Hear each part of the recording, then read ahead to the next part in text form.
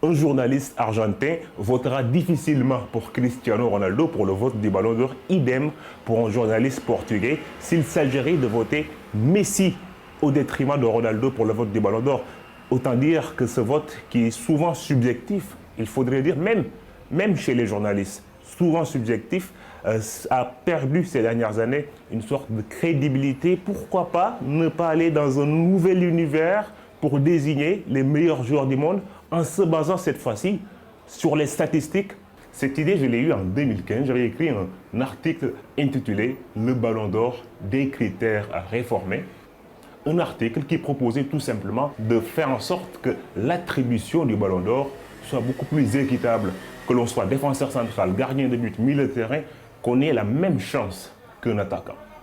Car dans l'histoire de ce trophée, les attaquants, ceux qui marquent les buts, sont privilégiés par rapport aux défenseurs, aux gardiens. Seuls 4 joueurs ont dans l'histoire remporté le Ballon d'Or en ayant un rôle défensif. Il s'agit de Beckenbauer, Matthias Sammer, Cannavaro et de Lev Yashin. Plus de 80% des vainqueurs du Ballon d'Or depuis sa création sont soit des milieux offensifs ou des attaquants. Après une analyse des statistiques sur les 5 grands championnats, je suis arrivé à la conclusion selon laquelle 4 arrêts réussis par un gardien équivalent à un but. Car dans les 5 grands championnats, après en moyenne 3 tirs cadrés, le 4e est un but.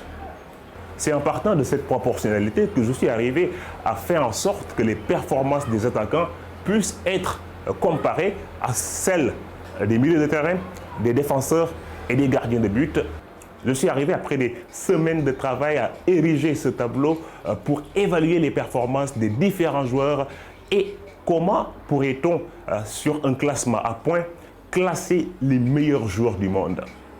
Des performances individuelles corroborées avec des performances collectives, les titres remportés avec des points attribués à chaque titre selon leur ordre d'importance. La Coupe du Monde valerait ici 3 étoiles ou 30 points.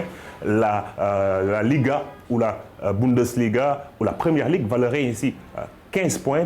La CAN ou l'Euro ou encore la Copa América vont valoir dans ce classement 20 points. La Ligue des Champions, le deuxième trophée le plus important dans ce classement, va valoir ici 25 points. Il suffit dès à présent de faire le décompte, chaque joueur selon ses performances individuelles et collectives pour savoir au bout de la saison qui est le meilleur joueur du monde.